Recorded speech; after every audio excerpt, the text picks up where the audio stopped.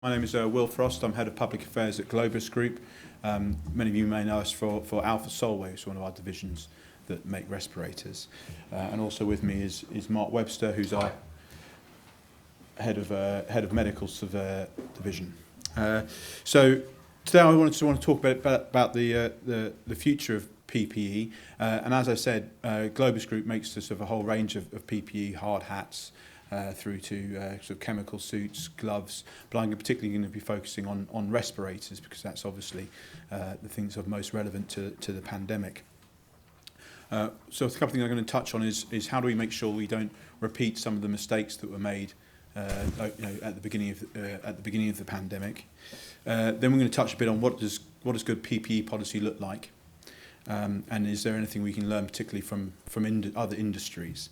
And then we're going to end by sort of looking at sort of how to create a more sustainable or even circular PPE system. But before I go any further, and particularly because it's just after lunch, and I know this is a bit where everyone's just feeling a bit sluggish, can I ask everybody just to quickly stand up for me?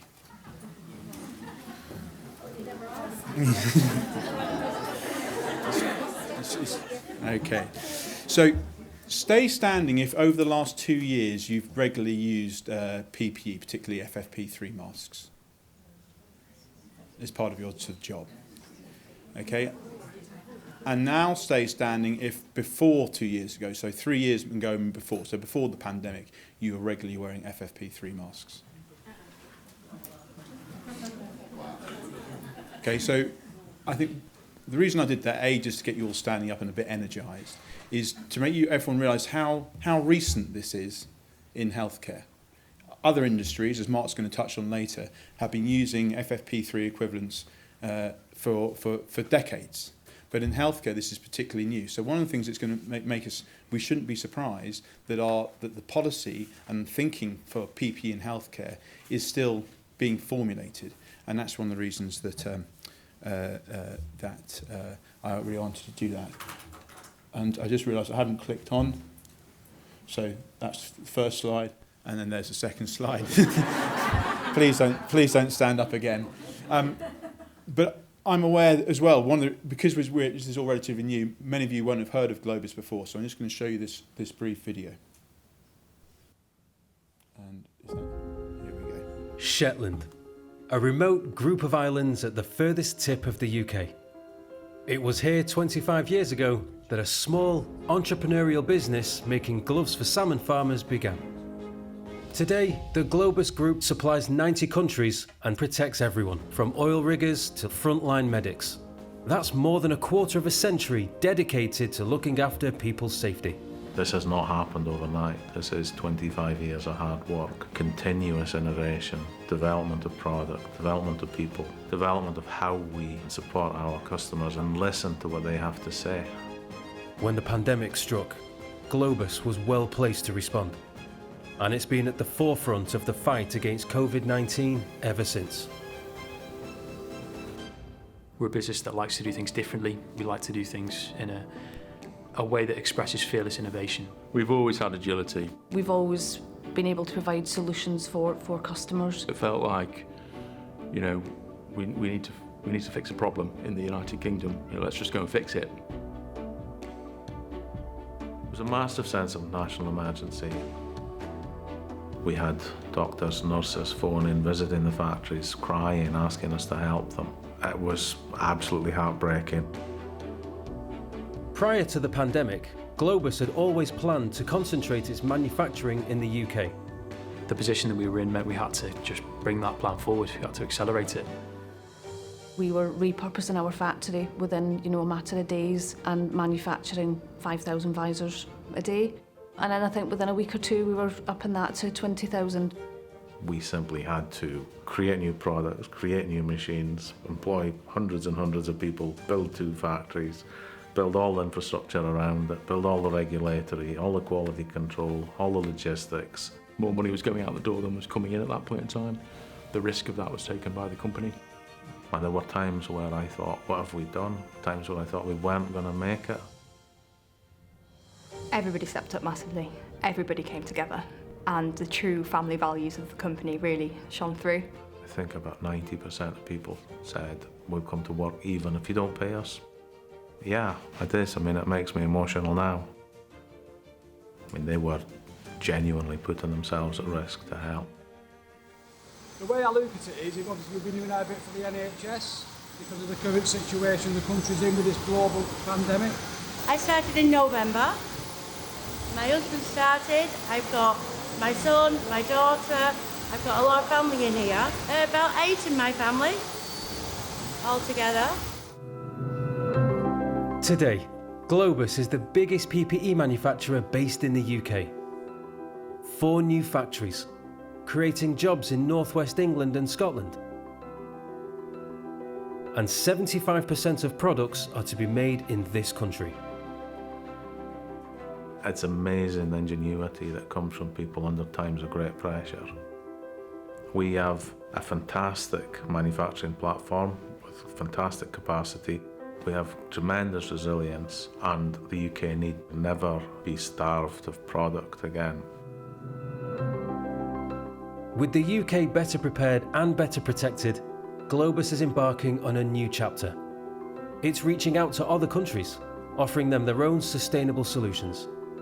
Already, the company's manufacturing in Germany and will expand far beyond. We now are very much design, research and development and technology led, and we really see harnessing technology as how we're going to solve the problems that the nation has. We've got raw material production, we have R&D on new materials to make more sustainable raw materials, use less plastic, biodegradable plastics. We're working on recycling initiatives and recycling solutions. We have a huge pipeline of new product that will improve people's safety, improve their comfort, and without being melodramatic, improve their lives.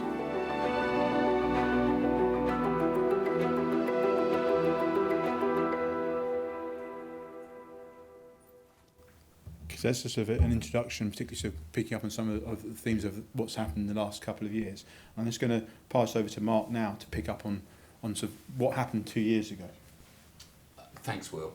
God, it seems PPE wasn't really sexy 2 years ago. No one really cared about it, and it was whatever was cheaper, people tended to wear. But the whole world in January 2020 was drawing from X amount of factories. And we had our factories out there, and that created somewhat of an issue to get the product across. And also, to give you an idea, a normal DGH will probably be using 1,000 to 2,000 FFP3s per month. During pandemic, it went up to 40, 50,000 because predominantly it would be A&E or ITU that were wearing masks. Then you've got, housekeeping and various other areas. So for us, it was getting the product in. Hence, that's why we've moved into manufacturing within Scotland. But just to give you an example, when we were trying to get the stock flown over from our factory that we'd made, it wasn't a case of just speaking to an agent to say, book it in. We had to speak with the Taiwanese government, the Scottish government were involved, the UK government, and we'd be told it's coming on a Friday. Which Friday we didn't know, but it would cost roughly £1.40 per mask additionally for that flight.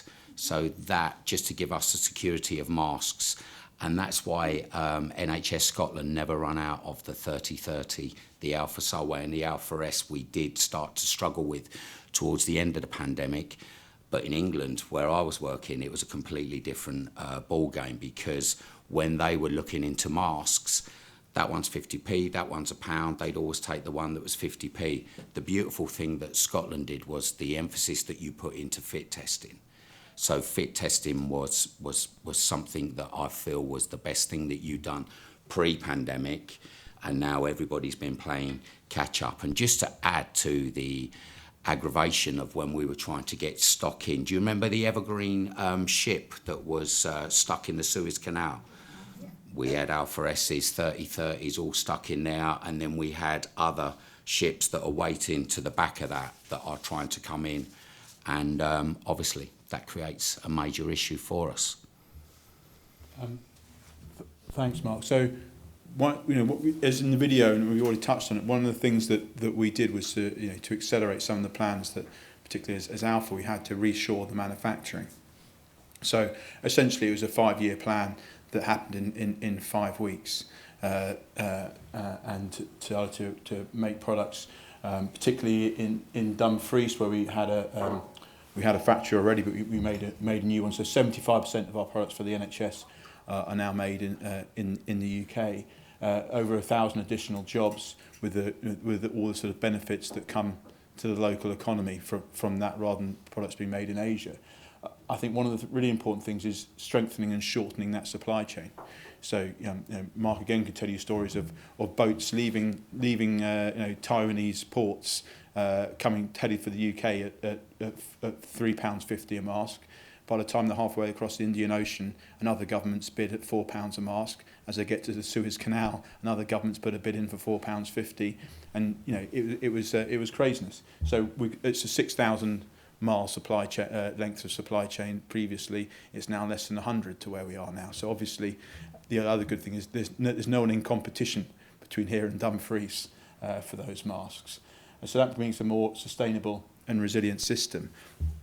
One of the other sort of benefits is, obviously we make masks here in Dumfries. Well, in Dumfries, pay a living wage. You can't compete on pure cost per mask of a mask that's going to be made in Asia. But what it does mean is that in the future, if another pandemic hits, not only you've got that guaranteed supply, but you've got guaranteed cost. So this is the Audit Scotland report. And again, just a couple of things I want to pick up before is, one, look at the pre-COVID numbers. We're talking weekly distribution across Scotland of 100 a week. So it's no surprise not many people were standing up talking about that. And then up to 120,000 a week. But also that price fluctuation, I hasten to add, this is average prices. But going up to £5.27 at points. But we're talking certainly significant price costs. So if you're budgeting for the future, you can have that guaranteed supply and at the guaranteed budget as well. Mark. I mean, the thing that impressed me the most during all of this pandemic was people that were turning up at our factory wanting to help. We had 150 people turn up to help us with the solutions. So the fit test solutions normally come from America, and then we had to manufacture them in the UK to get them out, because we will be waiting for months for this product to come across. So we got school teachers in Annan. They set it all up. They've all come in. These people weren't being paid. We made a massive donation, but it makes you feel proud to be sort of British again. We had the same down south. I mean, I remember working with ARCO to retrain their, or to help train their fit testers so they can go out and help you guys. And I live in Kent, and during the beginning of the pandemic, the weather was fantastic. It was, and I can remember driving up to Annan in my shorts, Crocs, T-shirt, and as I'm slowly getting past Manchester, I'm thinking, getting a bit nippy, I'll put something on. And I got out at the Palfoot in Annan, and it hailstoned, and it's only 440 miles. It was just amazing what people would do. But for innovation and driving innovation of products, pre-COVID, to go into a hospital, there's more rules going in a sandwich shop. I'm now starting to see that you've got to wear masks going in, but the only way we're going to drive innovation is working with you people. People with prescription glasses, FFP, do we wear a non-valve or do we wear a valved mask? In the south, they're now looking at sort of a non-valve version, because there could be things. This is what we need to work with you, and the fact that we're based in the UK, we can do it. The clear masks, I don't know if you've seen, we've got clear masks. That was something that was knocked up. We met someone in York and said, we're interested in a clear mask, and we laughed at them. We was like, but you need that to protect you. And then we saw someone in Annan, and they were like, no, we really need a clear mask. And we thought, wow, there's going to be something with this. So we developed the mask by hand, and then you get it through a machine, and then you have something. So the BAME community, there's facial shapes. Majority of PPE that's made is made for oil and gas or for chemical protection. Well, our audience now is 85-90% are women. 50% of you have smaller faces. We have from all four corners of the world working in our NHS. So the development is coming, and the beauty of it is it's in-house. So if you have any issues where you are, you'll have a local rep that will come around. We can feed in. We want to feed in to make product that's suitable for the UK.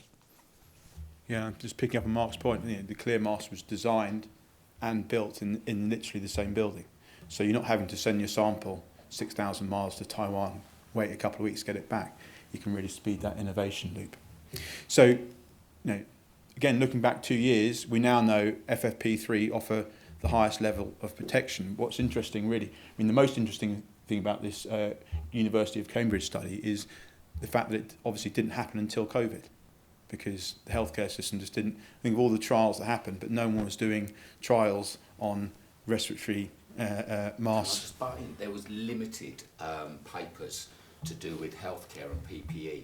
The infection prevention in Scotland did a mass one on fit testing, and you all benefited from that because that was like 3 or 4 years prior to the pandemic. No one else had done anything, so you'll see a lot of clinical papers such as like the Cambridge one that Will's discussing. So now we know, obviously we think if everyone wears an FFP3, you can really cut down. But looking around this room now, there's a reason not many people are wearing FFP3s, because they're not particularly comfortable, and there's obviously a cost, both the financial cost, but also, as we'll come on to later, the environmental cost of wearing disposable PPE products the whole time. The other important thing to say is that it shouldn't be up to a company like us who make PPE to decide this should be the PPE policy for the NHS. What we want to do is find out just as we would if we were working with our industrial partners, we would go to an oil rig and say, what's the main issue for you? How can we make PPE that's suitable for you? We need to do the same and have these conversations, which is exactly why we're here today. And picking up on that, lessons from industry, Mark was saying earlier about the sandwich, the sandwich factory. Previously, there was more PPE in the sandwich factory than there was in a hospital. And your iPad. When they make an iPad or an iPhone or any electrical good, there's more PPE they were wearing than most of you guys were pre-COVID. That's changed now, obviously, but it's still not great. And I think one of the, if you turn up in a chemical factory on your first day, you're not getting on that factory floor till you've been fit tested and wearing proper PPE.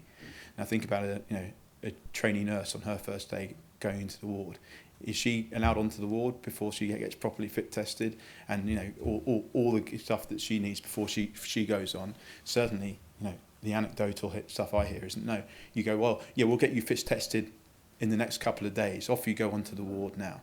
That wouldn't happen in the vast majority of industries, and there are reasons why. One of the reasons is, as a colleague once said to me, if most NHS hospitals were factories, someone would have shut them down for being unsafe places to work. But you can't. It's a tricky thing to shut a factory. I'm not saying it's an easy thing to shut a biscuit factory for being unsafe, but it's a lot easier to shut a biscuit factory than it is to shut an NHS hospital. It has far more repercussions to shut a hospital. But what does that mean? How do we think about the safety of people in patients and staff? These people working in industry, if they have an accident, they're coming to you. So we need to better protect you guys so that you're always there, and then you aren't taking anything back to your home, to your family. Yeah, that's exactly right. So we've been speaking a bit about, we've been talking about protecting individual staff, but I think one of the other things to look at PPE is it can protect the institution that is the NHS. And forgive me, these are NHS England figures, but this is the amount of staff that were off due to COVID over the last several months. So at the beginning of last month, we were talking just under 30,000 staff off due to COVID, and that's going to have a significant impact on the ability of the NHS to do its job, particularly when you think of the wider impact on the NHS and the fact that waiting times have gone up significantly. And again, this is total NHS, both England, this is UK NHS. But you can see a couple of things. One, obviously the total number of people on the list has gone up significantly, but also if you look at the gold, the amount of people who have been waiting for more than a year. And I've heard reports from the NHS Confederation of several hospitals that are running at 20% of their elective surgery capacity so they're running at 80% of their ability to normal elective surgery because of staff absence. Now, it's not just the issue that the NHS has to get back to 100%, it's got to get back to 120% of what it's doing before if it's going to clear this backlog. So again, how do you do that? Well, I'm not saying PPE is the answer, but what PPE can do is, imagine if you're going for a run and you're dragging a big tyre behind you. That's sort of what the NHS is doing with the staff absence. PPE can help to shrink that tyre a bit. And just anecdotally, for my dad was until very recently one of the people waiting for more than a year. But he got his knee surgery on the NHS, but through a private company. So again, it has financial implications as well. And we're doing a study with York University at the moment to look at the financial implications of PPE, because we know that lots of people will say, we can't afford to give everyone FFP3s. Well, what you can show is if you give people FFP3s and keep them safe within hospitals, then you're going to have less staff absence, less patients getting ill with COVID. If you get ill with COVID, if you don't get ill seriously, you're likely to spend another couple of days in hospital, the knock-on effects that can have. And again, that's not to say that everyone should wear FFP3s the whole time, but maybe there should become a time when October, November comes around, we start to see cases tick up again, and someone goes, hold on a sec, this is the time now that we need to start implementing an FFP3 policy. And, dare I say it, if I was in charge of HR for a trust, I would think, well, should I also give staff FFP3s if they're travelling by public transport? What's the point of me keeping them safe within my hospital? Then let's send them onto a packed bus to go home, and there's being coughed and sneezed on. So this is the sort of thinking that people need to have, I think, in order to make sure that we really look to protect sort of staff and the NHS. We've talked about costs, and one of the obvious things when it comes to cost is the environmental cost. The NHS made significant commitments to be net zero by 2045, and that's there's the carbon footprint plus. So there's the stuff you have direct control over, but the carbon footprint plus is the indirect stuff, medicines, but it also includes PPE. Again, when that commitment was made, PPE wasn't an issue. Suddenly, you've got tons and tons and tons of plastic. Going back to my metaphor about trying to run whilst dragging a tractor tyre behind you. So again, one of the roles that we see ourselves doing is reducing the size of that tractor tyre, so that the NHS doesn't have to carry that around and it can make those commitments. So at the very least, companies should be saying, we will be in line with what the NHS is aiming to do. Well, talking about what the way that we turned around our factories in a matter of weeks, we've made the commitment to be net zero by 2027. To be honest, we're not quite sure how we're going to get there. If I told you this is what we're going to do, we've got it all mapped out. No, it's like we've come to a big wall. We've thrown our caps over that wall, and we'll say, well, we're getting over that wall somehow because we've made the promise. So we've made promises to get there. So obviously, having a supply chain that's 6,000 miles shorter helps. We're looking to design some net zero products, the first of which will be coming out the year after next year, and then the commitment is they'll all our European design ones will be net zero by 2024. And second life of product, we're looking so that can be repurposed back into, because it's polypropylene predominantly, and we're running trials with machines that go through that. We've discounted numerous ones of them. There's only so many storm boards you can make and art furniture out of masks. But us for healthcare, we're the biggest industry that has waste for PPE, so we need to drastically do something about it, and that goes on nicely to.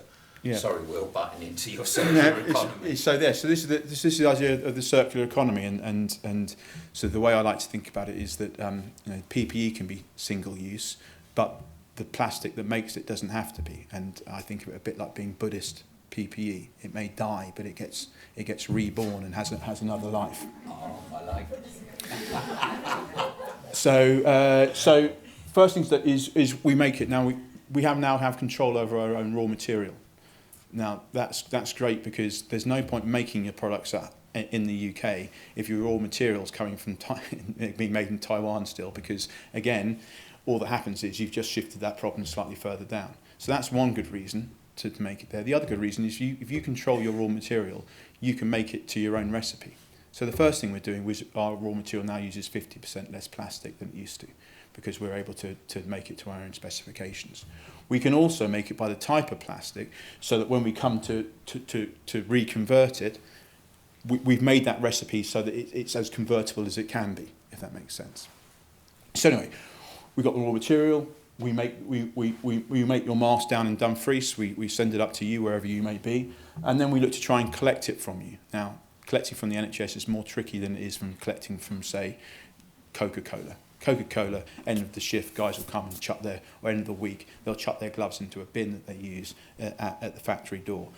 There's no direct equivalent, and we'll come on to what we're doing there. But then we can sort of separate out the material, and then we can look to, through a sort of chemical process, turn that raw material into energy and into new plastics that can be used either to make new PPE or to make something else. And what we're doing is, because we don't know how to do it ourselves, we're working with a couple of sort of respected organisations, the first of which is Heriot Watt, obviously very local to here.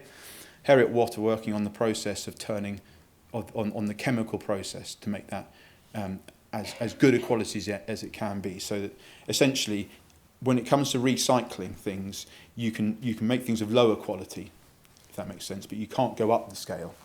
But the question is how far down do you degrade it every time, and how much energy can you release through that recycling process. So what we're trying to do is to make that degradation downwardsness as flat as it can be. And then with Imperial College London, what we're doing is working out the system whereby we're collecting it in the most efficient manner. Both of those projects, Heriot Watt started a couple of months ago, Imperial College started last month, and once we've got that, we can start scaling it up. We don't know how it's going to work, but we know that if we're going to make our 2027 commitment, it's got to work. So we're very much invested in that. And that's it from me, except to say, this is very much a journey that we're on, and we've got an ambition that PPE should work for everybody. PPE shouldn't cost patients anything, it shouldn't cost staff anything, and it shouldn't cost the environment anything, and it should cost the government as little as it can.